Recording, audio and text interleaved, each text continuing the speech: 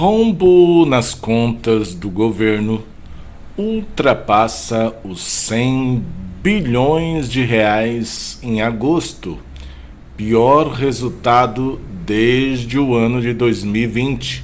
Além disso, o rombo é o quarto pior da série histórica para o período de janeiro a agosto. Números são do Tesouro Nacional. 100 bilhões de reais de dívida, 100 bilhões de reais no vermelho. Vamos ver o que significa isso. Vamos ler a matéria para você entender bem a gravidade de tudo isso. As contas do governo federal registraram um déficit primário de 104 bilhões 590 milhões de reais de janeiro de 2023 a agosto deste ano de 2023. Informou nesta quinta-feira, ontem, dia 28 de setembro, a Secretaria do Tesouro Nacional. O déficit primário acontece quando a arrecadação com os impostos fica abaixo dos gastos do governo, sem considerar o pagamento de juros da dívida pública. Olha só, gente. Quando as receitas superam as despesas, o resultado é de superávit primário. Então, o que significa isso? Que não está contando a dívida pública, gente. Isso aqui é importante, muito grave. O governo, em apenas 8 meses de mandato, governo Lula, gastou 104 bilhões de reais a mais do que ele arrecadou de impostos em 8 meses. Eu vou tentar explicar de uma forma simples, Então ele tinha um orçamento, ele tinha uma quantidade de dinheiro para gastar, com as despesas, com pagamento de funcionário, investimento público, e não teve como resolver isso com o dinheiro que ele tinha. Teve que pedir empréstimo, o que significa que ele contraiu dívida, ficou no vermelho.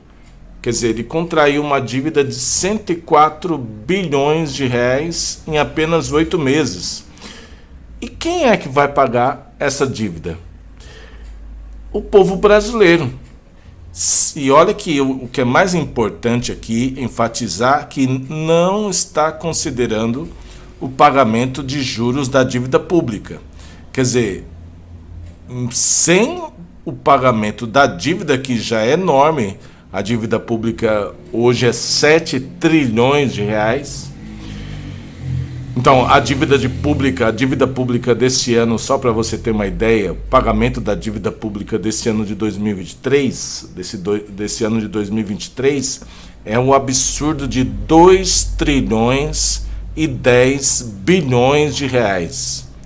Então, o governo, ele teve uma dívida aí aumentada, um prejuízo, uma dívida de 104 bilhões 590 milhões de reais. De janeiro a agosto, em 8 meses.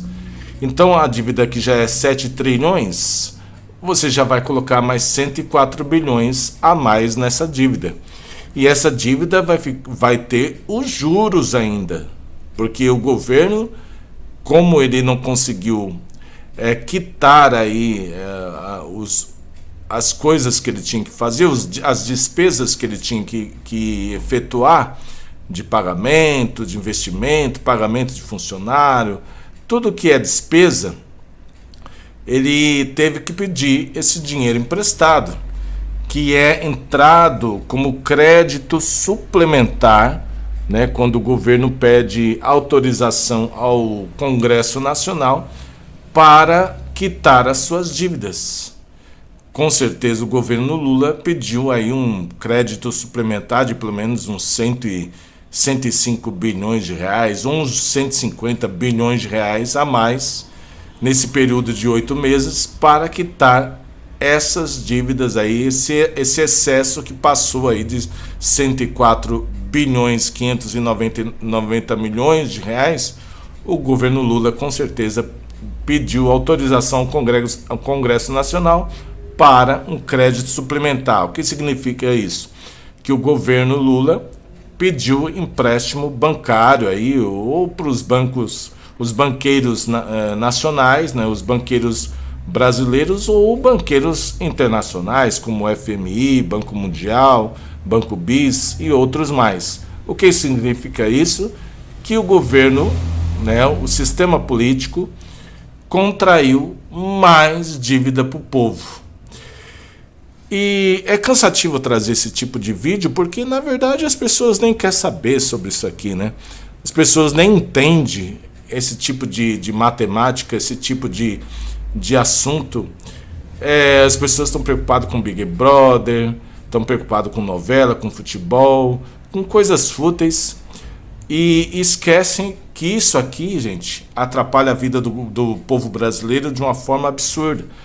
Porque pedindo mais empréstimo, contraindo mais dívida, sobra menos dinheiro para investimento na saúde, na educação, na segurança, em moradia, infraestrutura, né? Asfaltar ruas e estradas, aumentar a malha ferroviária, melhorar a hidrovia, que é o transporte sobre águas, e outras coisas mais. Aí, se você for fazer algum tipo de investimento, estradas e rodovias, malha ferroviária, construir hospital, coisa que é muito difícil de acontecer nos últimos anos, é só você ver na sua cidade, no seu bairro, quando foi construído o último hospital na sua cidade ou no seu bairro.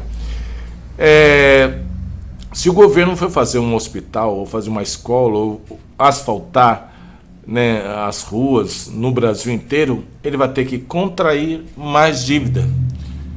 Isso significa que o governo, que o sistema político é refém, é escravo de uma forma praticamente eterna de banqueiros.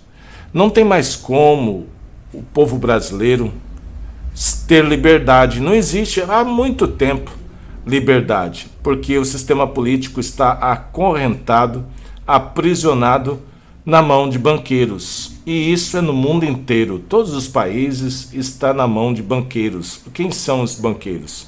São famílias extremamente ricas, né, os senhores do mundo, que controlam tudo e todos no mundo inteiro. O que significa isso?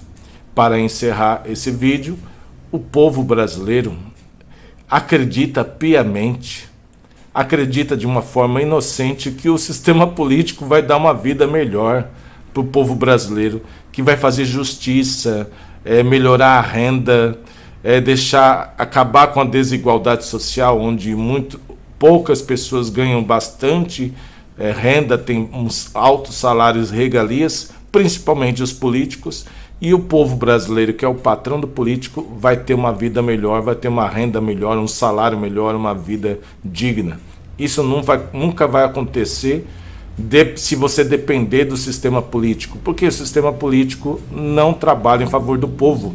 O sistema político já está vendido para os banqueiros através esse negocinho chamado aqui, ó, dívida pública. Isso é a maior jogada, maior esquema que os banqueiros, os extremamente ricos, fizeram no mundo inteiro para surrupiar, né? Para tirar os impostos, para tirar o dinheiro que era para ser designado para dar qualidade de vida para o povo. Vai praticamente nossos impostos, a arrecadação dos nossos impostos está indo para bolso de banqueiro.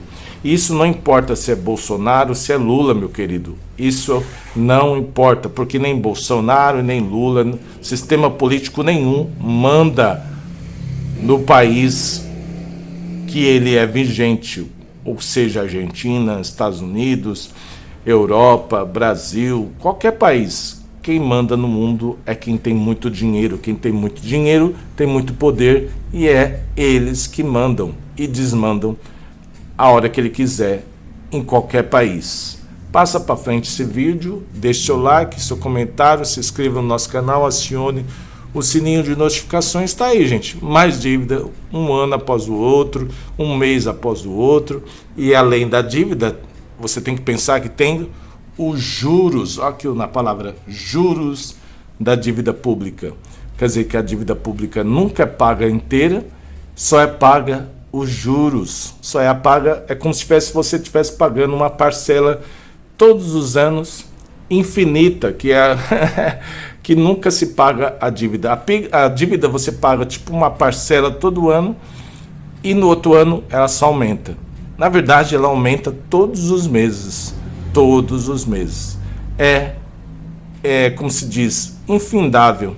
É uma dívida eterna que as pessoas pensam que ainda vai resolver essa questão da dívida pública. Isso é em todos os países, em todo o planeta Terra, em todo o mundo. Quem é dono do mundo? Quem tem muito dinheiro. Principalmente os banqueiros, as famílias mais ricas do mundo. Fui.